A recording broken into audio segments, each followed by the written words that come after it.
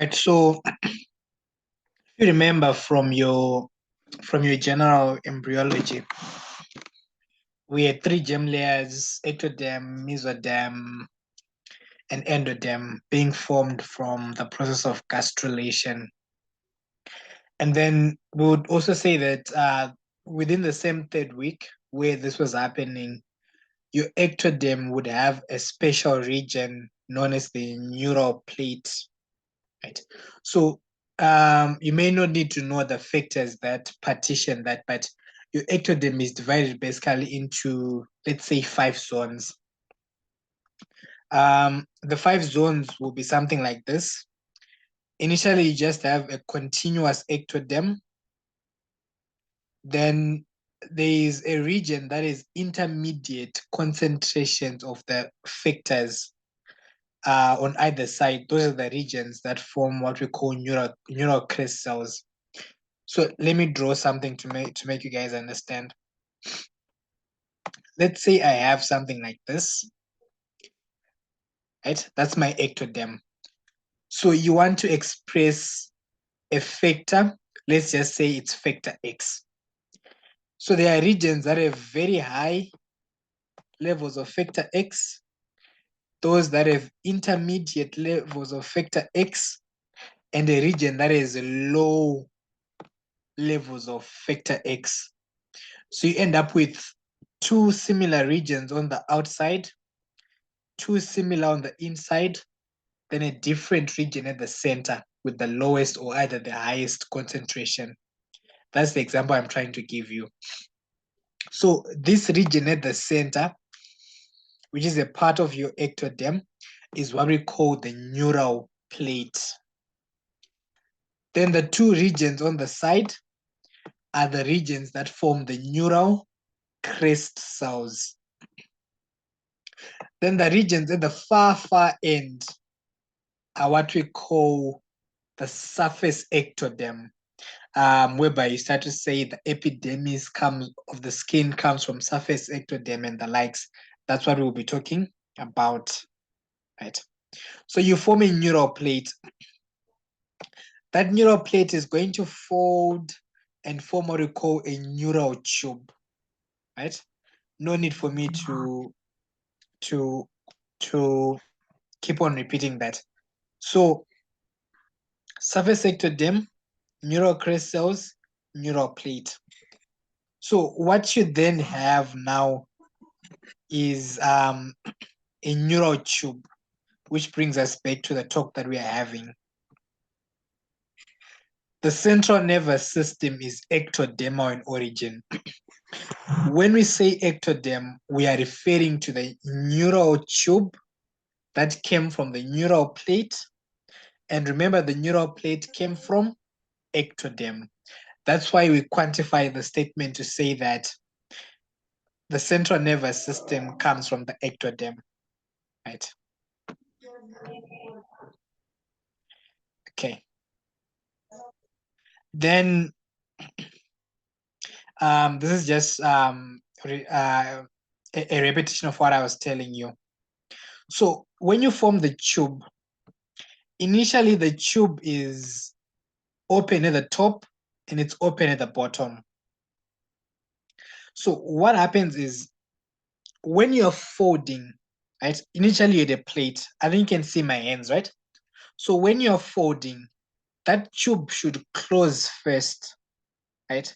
And where the contact happens for it to become a tube first is in the cervical region of the developing baby. So cervical region is the middle part of the developing baby. Unlike for us as a human being, where we now say the cervical is the neck. But for this neural tube, the closure first happens in the middle part, which coincides with the cervical region. Then it starts to close like a zip. So if you have closed at the center, it will close going cephalic and also going caudal. So going up, going down like a zip, right?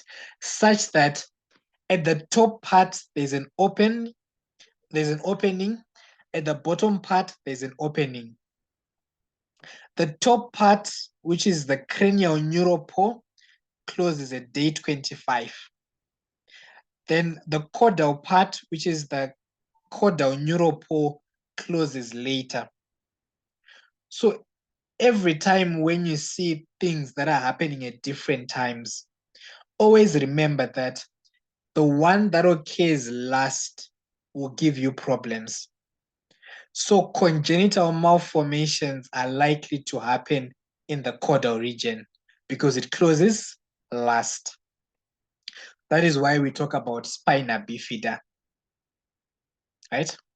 We'll talk about it more when we get to the part on the slide. Then the cranial part is the first one to close. So rarely do you find problems. But when you have a cranial neuropore that doesn't close, the brain is exposed to amniotic fluid, and you're born with a brain that is basically destroyed by amniotic fluid. And we call that anencephaly. Right? We'll talk about that when we move with the slides. Anyway, so I've given an introduction. Right? So this is what I was trying to tell you. The tube closes first in the cervical region, or just say the middle part. Then we have a cranial neuropore and a caudal neuropore. And you can see that the zipper is closed going up and going down. Right? So it is closed like a zip. Cranial neuropore will close day 25. Caudal neuropore will close day 28. If you guys happen to have professional exams or something, you remember that these are the same days that coincide with part of the heart development, where you say that um, day 25 to day 23, 2025, you had cardiac looping, day 27 to 37, heart rotation. When you do limb development, day 25, the forelimb, day 27, the hind limb, all those funny things. If you're trying to marry it to become one picture. So I think if you open Langman, the first page gives you a sequential development in terms of days to show you day this, day this, day this, day this, whatever. Right. Okay. So I formed a tube, right? Don't worry much about this slide. It's just gonna be a guide, but we have a tube, right? So what's gonna happen with the tube is if you orient your body, higher up we have the brain as part of the central nervous system. Lower down we have a spinal cord, and it's a cord. It's going to be quite small. So what's gonna happen is this tube will form three dilatations. It's going to dilate in the cranial part and form three pairs of dilatations. Then in the caudal part here, it remains narrow. Right?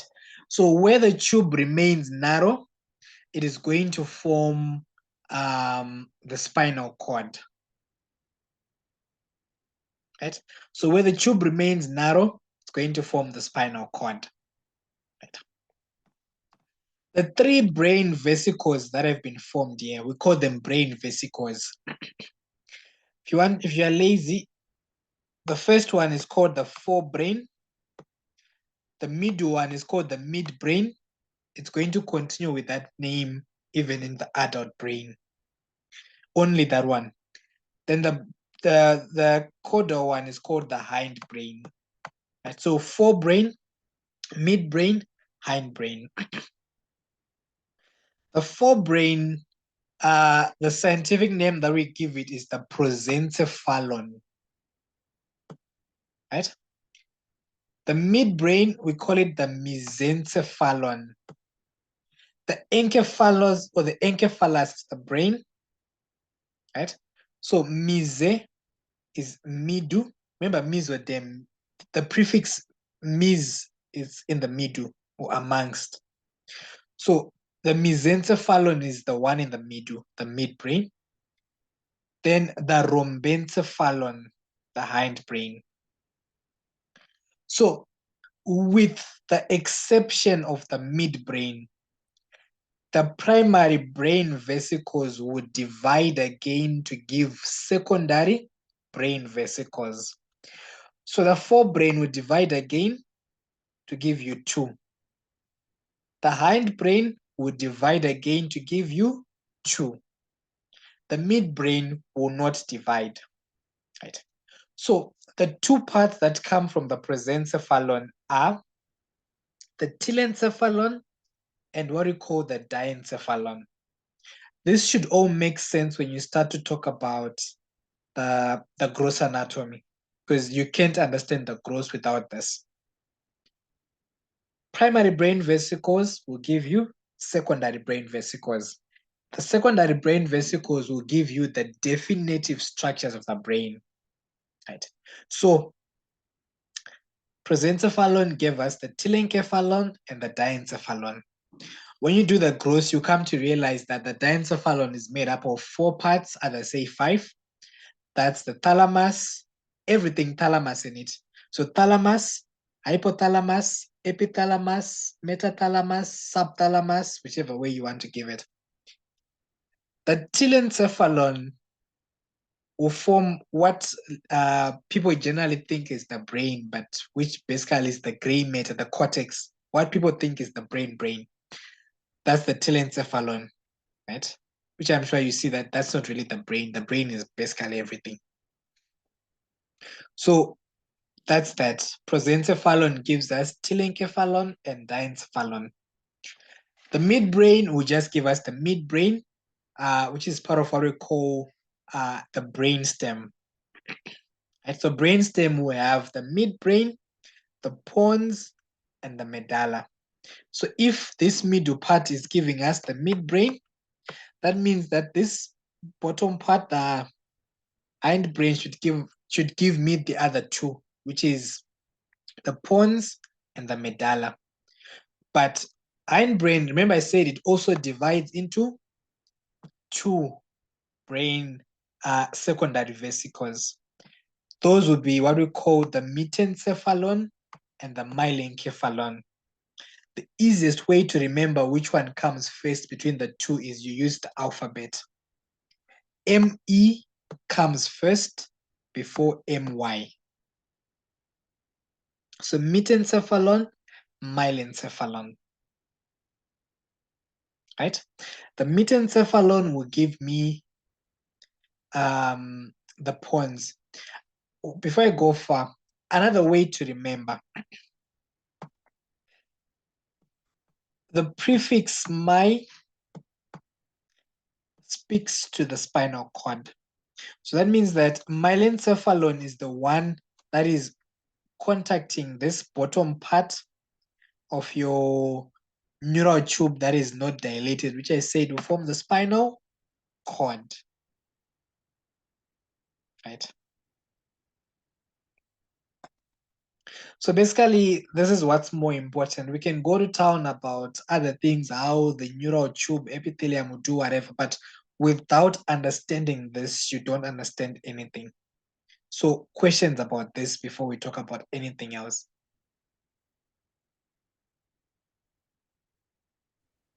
Dr. G, panipata matimai means talking and we bad Spinal cord.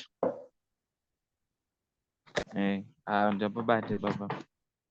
So I was saying myelencephalon, that's the one that is closer to the spinal cord. It's a way to remember. Okay, thanks. Right. Then remember this was a tube, right? And a tube is a lumen, right? So the lumen is not disappearing here. The lumen is going to be there. So in as much as you'll be forming the brain, the what, that lumen will give rise to the ventricular system of the brain, which is another topic on its own. So the ventricles of the brain, remember you have the 2 lateral ventricles, you have the 3rd ventricle, you have the 4th ventricle, right? So the ventricle of the the lumen of the telencephalon will give me the two lateral ventricles, right? Then the lumen of the diencephalon will give me the third ventricle. The lumen of the mesencephalon will narrow. It will form something called the cerebral aqueduct of Sylvius. We'll see that when we do the midbrain. Right? So cerebral aqueduct of Sylvius, it connects the third ventricle to the fourth ventricle. Then the lumen of the rhombencephalon will form the fourth ventricle. Right. So far, so good. Yes. Right. So I'm trying to simplify this so that even when you watch the other videos, you make sense of it. Eh?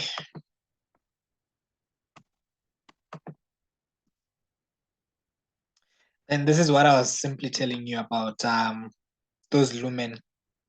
Right? Then the lumen of the spinal cord, the part of the neural tube that doesn't form vesicles, will give what we call the spinal canal. Right? The spinal canal, the central canal, whichever way you want to call it.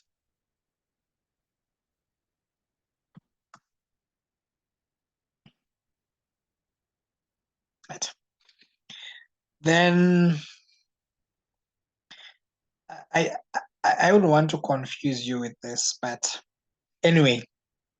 So remember, we formed a tube, right? And the tube had a lumen inside. But if you form a pipe, there's a lining on the inside of that pipe, whether it's made of steel or whatever. In this case, the lining of the tube is a neuroepithelial or a neuroepithelium, right? And that neuroepithelium will give rise to cells in successive order.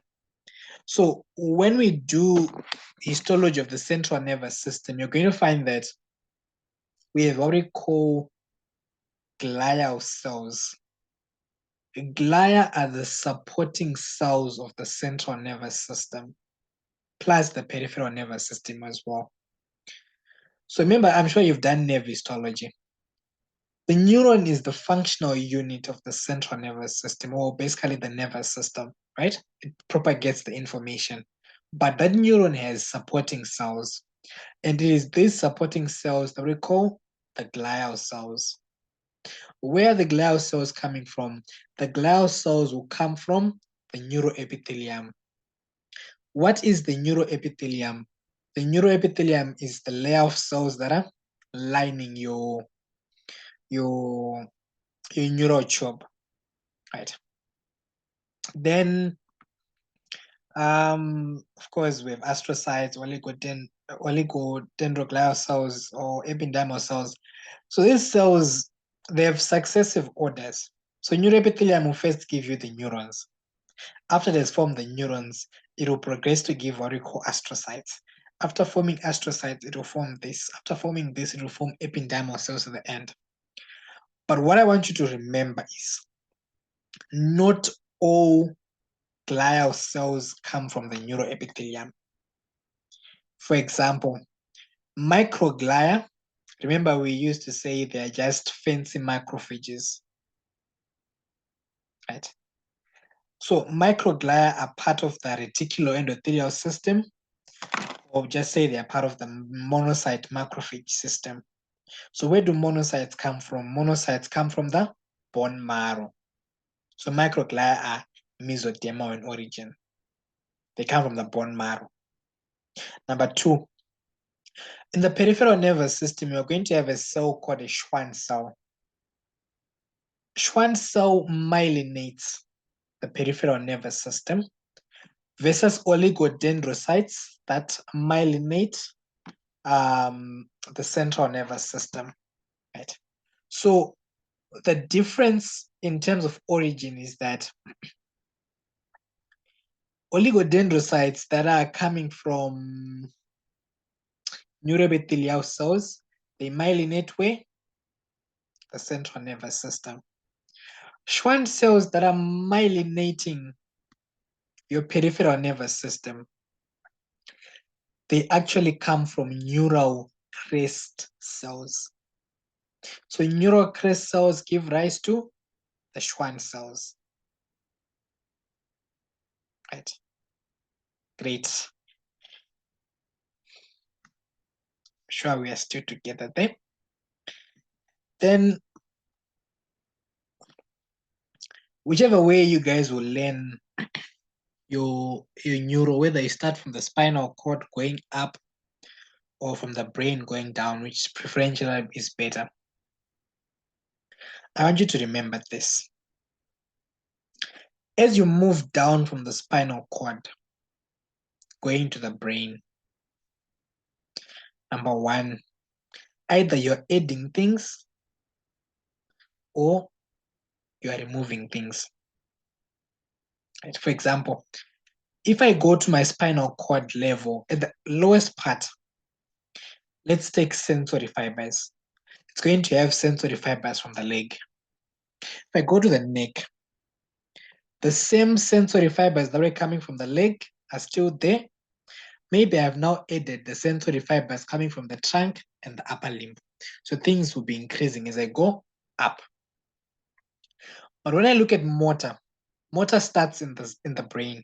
So in the cervical region, in the neck, I have motor for everything in that spinal cord. But when I get to the lowest part, the motor for the upper limb has been given off already. So maybe I'm left with motor for the lower limb. Right? The same concept will work even when I go up in the brainstem and what? If I get to a certain level where a certain nerve fiber or tract has to end, it's just going to end there. And I won't see it at the segment up. Right? Which brings me to this point. The architecture of the spinal cord somehow resembles the architecture of what's above it. The primary brain vesicles, the brainstem going up to the brain. Things will change, of course, but as you transition from one region to the next, you start to see you have almost the same layer. So if you start with spinal cord and if you understand it, when you get to medulla, which is the next region, things will be almost similar. Right? So enough of that. So this neural tube that didn't dilate, it's going to have a floor plate, it has a roof plate, it has what we call the basal plate and the ala plate. So I want you guys to think in reverse. I want you to think about the normal spinal cord first. The normal spinal cord has a sensory part at the dorsal and a motor part at the front. That's what I want you to think about first. So if I come here, the ala plate is at the back. It's going to form the sensory. The basal plate is at the front. It's going to form the motor. Right? We don't usually bother about asking about the roof plate and the floor plate, but they have different expressions of transforming growth factor beta, which helps us partition this cord to say this is the dorsal, this is the middle, this is the ventral. So you have different expressions of transforming growth factor, beta, and sonic hedgehog. That's what helps us with partitioning this. So these regions that I've been telling you that we have the, how do you call it? We have the ala plate and the basal plate. Those regions, we call them the mantle, right? So we call them the mantle layer. The mantle layer is what is going to be the gray matter of the spinal cord. For the spinal cord, the gray matter is at the center, the white matter is at the periphery. For the brain or the cortex of the brain, the gray matter is on the outside. What you guys see and say that's the brain, that's just gray matter, right? So gray matter in the cortex is on the outside, white matter is on the inside. However, with the spinal cord, the gray matter is on the inside, the white matter is on the outside. Right. So the marginal layer is what is going to give rise to the white matter. This is the marginal layer on the outside there. Right. I won't bother you with how we form the ventral fissure and the dorsal sulcus. It's not that important. So I've told you about the neuroepithelial cells that it's going to form the neuroblast. After forming neuroblast, it's going to become a glioblast. The glioblast will first form the astrocytes. After giving us astrocytes, it's going to give us oligodendrocytes. After giving us oligodendrocytes, it will give us ependymal cells. Then I said microglia will come from the mesenchymal cell because it's just a fancy macrophage. It has to come from the bone marrow. Then Schwann cells, we say they actually come from neural crest cells. Remember, the neural crest cells were that intermediate region when I drew that ectoderm. So neural crest cells, either way, they're also ectoderm in origin. They give us the Schwann cells, but more importantly, with regards to the spinal cord, they form what we call the dorsal root ganglia. Basically, neural crest cells form ganglia. I'm sure you've done development of the abdomen where you mentioned that failure of rate expression or migration of neural crest cells along the pathway of rate expression will cause an aganglionic colon, which you refer to as Hirschsprung's disease. So basically, neural crest cells will give us ganglia, and these are the dorsal root ganglia, which when you do the spinal cord, you see that sensory information first synapses in those dorsal root ganglia before it goes into the spinal cord. Right. Then myelencephalon, I just want you guys to know that it will form the medulla. These specifics you can listen in the other videos, but it could be too hard for you to process the information at once. But a clever person will do this. You remember I said basal plate was motor, ala plate was sensory in the spinal cord. So even as I go to the brain vesicles, you're just going to remember that in a specific part, maybe hard for you to remember now, but when you do the medulla, you're going to see that we have nuclei for cranial nerves, but you guys have done head and neck. You know cranial nerves that have motor, you know cranial nerves that have sensory, and you know cranial nerves that have both. So the medulla will have nuclei for cranial nerve number 9, number 10, number 11, number 12, number 5 as well. So you know that 9 glossopharyngeal, 10 vagus, 11 accessory, 12 hypoglossal. They have a motor component. So they're going to come from the basal plate. This is how you will remember when you would have done the medulla. It's pointless for me to make you remember this because you'll be cramming it. Right. Metencephalon will give me what we call the pons, and it forms the cerebellum. The cerebellum is the little brain. It somehow resembles the bigger cortex, but it just has a primitive function, which will be maintenance of balance, muscle coordination, and etc. We'll talk about it separately. Right. This will be worth talking about as well, but it needs you guys to have done the medulla, because when you do the medulla, even when you, for example, myself, I can If you give me a section of a medulla, I can pinpoint where a specific nucleus has to be, because they are not just haphazard. They are arranged like this. More medially, there is somatic efferent. The difference with the spinal cord, maybe this will help you later. Spinal cord, we said motor is anterior, sensory is at the back. But as you go to the brain vesicles, right? Let me draw.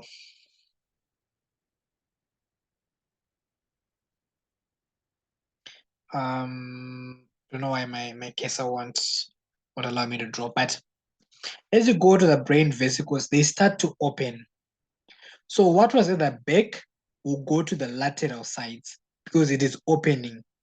So what was sensory? If you go to the brainstem, sensory nuclei are going to be lateral. Motor nuclei that were anterior in the spinal cord are going to be medial.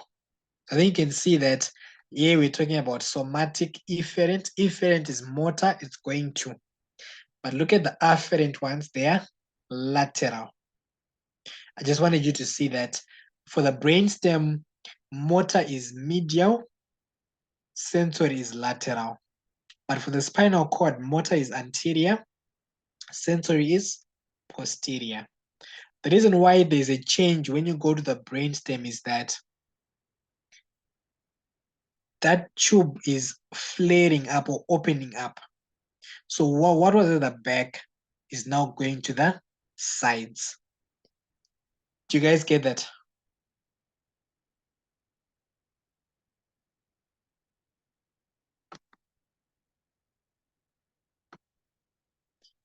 Hello?